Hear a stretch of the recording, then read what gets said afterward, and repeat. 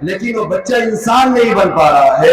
ایک بچہ پروفیسر تو ضرور بن جا رہا ہے لیکن وہ بچہ انسان نہیں بن پا رہا ہے. میں پوچھنا چاہتا ہوں کہ آخر یہ کیوں ہو رہا ہے؟ یاد رکھیں کہ یہ اس وجہ سے کہ صرف ہم نے اپنے بچے کو ڈاکٹر کو ضرور بنایا, ہم اپنے بچے کو انجینئر کو ضرور بنایا, ہم اپنے بچے کو پروفیسر کی تعلیم کو ضرور دے دی, لیکن ہم اپنے بچے کو اس مکتب میں بھیج کر قرآن کی تعلیم نہ دی.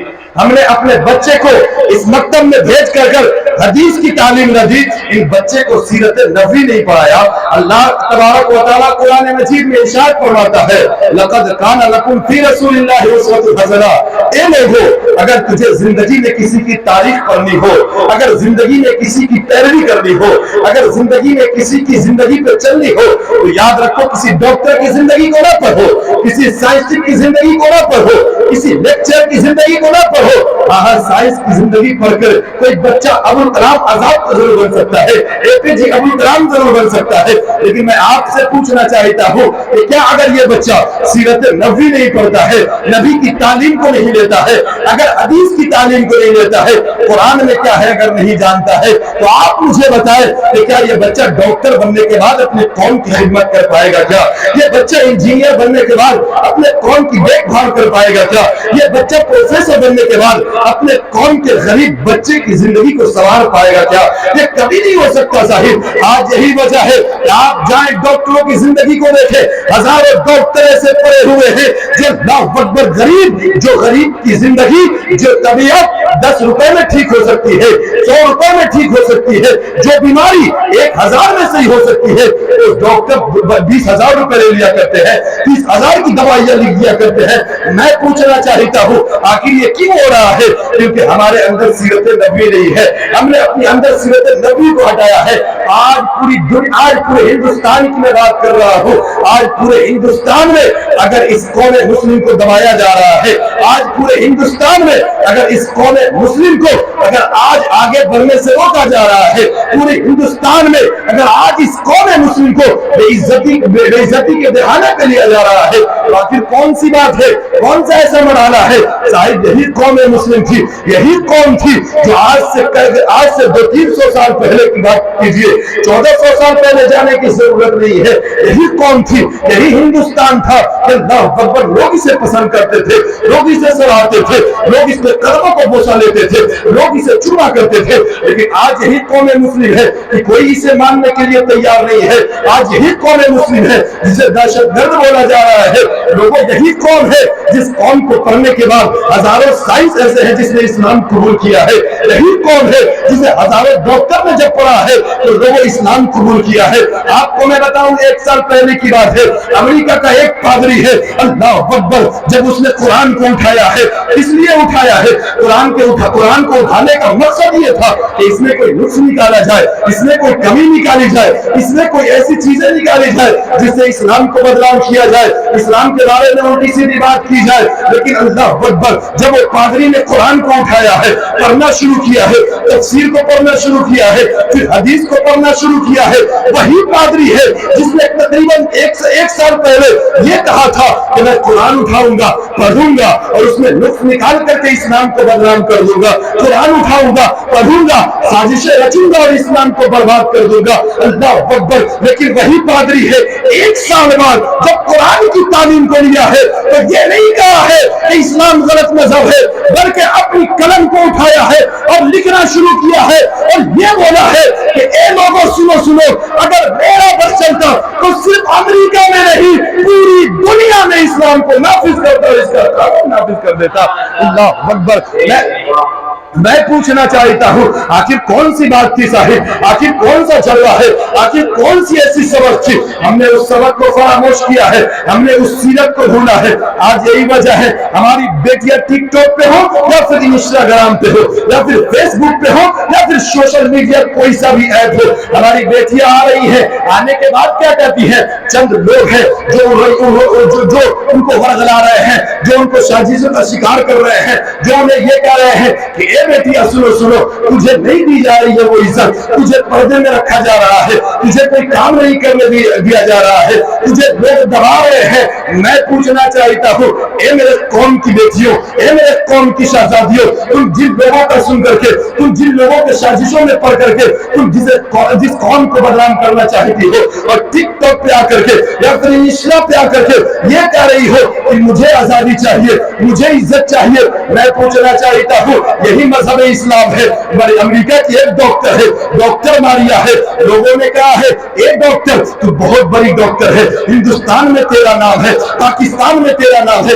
انگلینڈ میں تیرا نام ہے, چین میں تیرا نام ہے, لوگ تجھے بہت عزت کرتے ہیں. ایک کام کر, ذرا اسلام کے بارے میں کچھ بول دے, اسلام کو برباد کرنے کے لیے کچھ بول دے, ذرا سازش رکھ اور اسلام کو برباد کر دے. ڈاکٹر ماریا چونکہ پڑھی لکھی انسان تھی, میں صرف اس بات سے اتنا بتاؤں گا کہ میرے قوم کی شہزادیوں, کاش کہ اگر تو بھی پڑھی لکھی انسان ہوتی, تو بھی پڑھی لکھی بچی ہوتی, اگر اس مذہب اسلام میں مذہب اسلام کے بارے میں جانتی یا پھر کوئی سی تعلیم بھی ہوتی, تو یاد رکھ تو ڈائریکٹ انسٹا پہ آ کر کے, تو ڈائریکٹ ٹک ٹاک پہ آ کر کے, تو ڈائریکٹ فیس بک پہ آ کر کے اسلام کو بدنام نہ کرتی, بلکہ کہتی کہ میں پڑھنا چاہتی ہوں, میں اسلام کے پہلے کی زندگی پڑھنا چاہتی ہوں. پرابلم یہ ہے کہ تو تعلیم یافتہ نہیں ہے, پرابلم یہ ہے کہ تو تاریخ کو نہیں جانتی ہے, تو سیرت نبوی کو نہیں جانتی ہے, تو سیرت عائشہ کو نہیں جانتی ہے, تو سیرت فاطمہ کو نہیں جانتی ہے. وہ ڈاکٹر ماریا ہے, اب تاریخ کا مطالعہ کرنا شروع کیا ہے. اللہ اکبر, مذہب اسلام سے پہلے کی زندگی کو پڑھی ہے, کیا پڑھی ہے؟ بیٹیاں ہے اور اسے زندہ درگور کر دیا جا رہا ہے. یہی بیٹیاں ہے جنہیں نفسی خواہشات کا ذریعہ مانا جا رہا ہے. یہی بیوہ عورت ہے جسے منحوس سمجھا جا رہا ہے. یہی لڑکی ہے جسے باپ کے حصے سے الگ کیا جا رہا ہے. اے لوگوں جو ہندوستان میں آج بیٹی بچاؤ اور بیٹی پڑھاؤ کا نعرہ لگا رہے ہیں اور بڑی سازشیں رچ رہے ہیں کہ ہندوستان سے ان بیٹیوں کو میں وقار دلاؤں گا, تم کس وقار کی بات کرتے ہو؟ کیا تمہیں اپنی تاریخ کو بھول گیا کیا؟ یہی ہندوستان ہے, یہی سرزمین ہے اور یہی کی یہ تاریخ ہے کہ اللہ اکبر, اگر شوہر کا انتقال ہو جائے اس بیوی کو چیتے پہ زندہ جلا دیا جاتا تھا, اگر وہ شوہر مر جائے تو اسی چیتے پہ اس بیوی کو زندہ جلا دیا جاتا تھا. تم وقار کی بات کرتے ہو, آؤ میں بتاتا ہوں وقار کون دیتا ہے, آؤ میں بتاتا ہوں نظر, آؤ میں بتاتا ہوں عزت کون دیتا ہے, میں بتاتا ہوں عورتوں کو عزت کون دیا ہے, عورتوں کو محبت کی نظر سے دیکھنے کا طریقہ کون بتایا ہے, بیواؤں کو منحوس نہ سمجھنے کا طریقہ کون بتایا ہے. اس ڈاکٹر ماریا نے تاریخ کو اٹھائی ہے, کیا دیکھی ہے کہ اسلام آنے سے پہلے کی زندگی ہے. یہی بیٹیاں ہے جنہیں زندہ درگور کیا جا رہا ہے, یہی بیٹیاں ہے جنہیں منحوس سمجھا جا رہا ہے, یہی بیٹیاں ہے جسے نفسی خواہشات کا ذریعہ مانا جا رہا ہے. لیکن اللہ اکبر, جب وہی ڈاکٹر ماریا مذہب اسلام کے آنے کے بعد یعنی نبی کریم صلی اللہ علیہ وسلم 12 ربیع الاول شریف کے دن, پیر کے دن اس دنیا میں تشریف لائے ہیں, اور لانے کے بعد جب مذہب اسلام کا اعلان کیا ہے, اے لوگوں سنو سنو, تم جس بت کا پوجا کرتے ہو جھوٹا ہے, تم جس کو پوجتے ہو جھوٹا ہے, بلکہ پوری دنیا کو بنانے والا ایک ہے اور وہ اللہ رب العزت ہے, میں اس کا رسول ہوں. اللہ اکبر. اس کے بعد نبی نے جو قانون نافذ کیا ہے, ڈاکٹر ماریا نے پڑھنا شروع کیا ہے, کیا دیکھی ہے کہ یہی وہ بیٹی ہے جسے زندہ درگور کیا جا رہا تھا, لیکن یہی بیٹی ہے جسے کلیجے کا ٹکڑا مانا جا رہا ہے. یہی بیوہ ہے جسے منحوس سمجھا جاتا تھا, لیکن اللہ اکبر یہی مسلمانوں کا پیغمبر ہے, یہی نبی ہے جو 25 سال کی عمر میں 40 سال کی بیوہ خدیجہ الکبریٰ سے شادی کر کے یہ بتایا ہے کہ اے لوگوں دیکھو بیواؤں کو عزت کیسے دی جاتی ہے. اللہ اکبر. اس کے بعد ڈاکٹر ماریا نے اپنے قلم کو اٹھائی اور لکھنا شروع کی ہے, اے لوگوں سنو سنو, اب مذہب اسلام کے بارے میں غلط تو میں نہیں بول سکتی, بلکہ اتنا بولوں گی کہ مذہب اسلام نے صرف عزت دی ہے بچیوں کو اور کوئی نہیں دیا. نعرہ رسالت, نعرہ رسالت.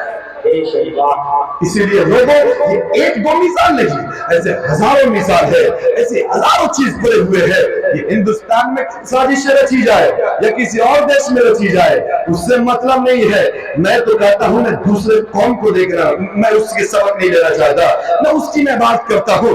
میں صرف یہ کہتا ہوں کہ اے لوگوں جس دن تو سفر گیا, जिस दिन तू रास्ते पे आ गया, जिस दिन तू ठान लिया कि अब हमारा जो बच्चा है वो 12 साल की उम्र में कमाएगा नहीं, अब हमारा जो बच्चा है वो 18 साल की उम्र में विदेश जाकर के नौकरी नहीं करेगा, अब हमारा बच्चा आईएएस बनेगा, हमारा बच्चा वकील बनेगा, हमारा बच्चा जज बनेगा, हमारा बच्चा प्रोफेसर बनेगा, हमारा बच्चा लेक्चरर बनेगा, तो याद रखो कि कोई ऐसी ताकत नहीं है जो मजहब इस्लाम को बुलंदी पे चलने से रोक दे।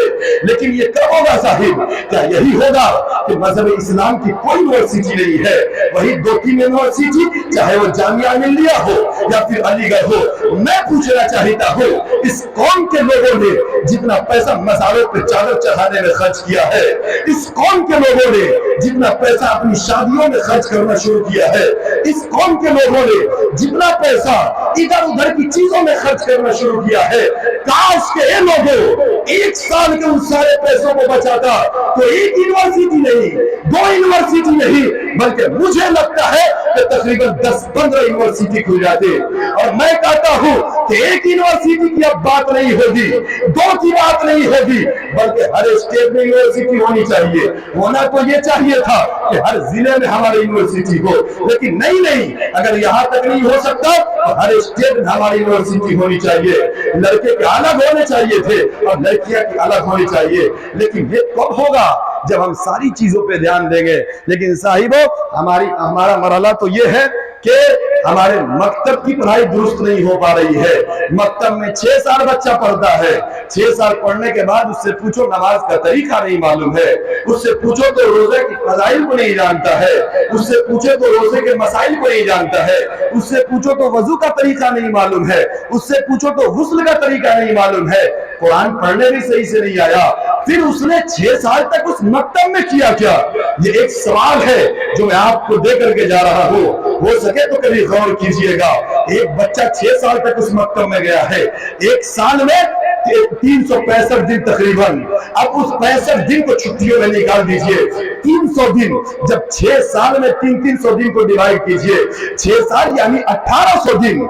एक मकतब की पढ़ाई 2 घंटे की होती है, या तो 6 से स्टार्ट हो तो 8 बजे तक, अगर 7 से स्टार्ट हो तो 9 बजे तक। 2 घंटे यानी 1800 दिन में उसने 3600 घंटा उस मकतब में दिया है। ये लोगों मैं पूछना चाहता हूँ, उस 3600 घंटे में न उसने कुरान पढ़ना सीखा है, उस 3600 घंटे में न उसने वजू का तरीका सीखा है, उस 3600 घंटे में न उसने गुस्ल का तरीका सीखा है, उस 3600 घंटे में न वो नमाज का तरीका सीखा है। ये लोगों बताओ फिर उसने सीखा क्या? मैं जाहिर सी बात एक बात कहना चाहता हूँ, इसका सबसे बड़ा प्रॉब्लम क्या है? क्यों नहीं हो पाती हमारे मकतबों की पढ़ाई दुरुस्त? इसलिए नहीं हो पाती कि हमारे मकतब के कोई रूल नहीं है, हमारे मकतब का कोई कानून नहीं है, हमारे मकतब में फॉर्म नहीं भरा जाता, हमारे मकतब में हाजिरी नहीं ली जाती, हमारे मकतब में सालाना एग्जाम नहीं होता। याद रखें, एक कॉलेज में जाइए उसमें भी आपको फॉर्म भरना होगा, एक यूनिवर्सिटी में जाइए उसमें भी आपको फॉर्म भरना होगा, एक कोचिंग में जाइए उसमें भी आपको फॉर्म भरना होगा। याद रखें, गौर करें इस बात पे और अपने बच्चों के होने वाले नुकसानात और मुस्तकबिल को बचाए, वरना इन बच्चों की मुस्तकबिल बर्बाद होगी। यही बच्चा होगा कि कल आपके मरने के बाद आपके कब्र पे नहीं जाएगा। और जिस दिन आपने इस मकतब की पढ़ाई को दुरुस्त किया, जिस दिन ये बच्चे के अंदर आपने कुरान की तालीम दे दी, जिस दिन आपने इस बच्चे को हदीस पढ़ना सिखाया, उस दिन ये बच्चा जहां नौकरी 1 लाख की करेगा वही टाइम निकाल के आपके कब्र पर जाकर के भी पड़ेगा। इसीलिए लोगों, कोशिश करो, सोचो, समझो और इस बात पे गौर करो।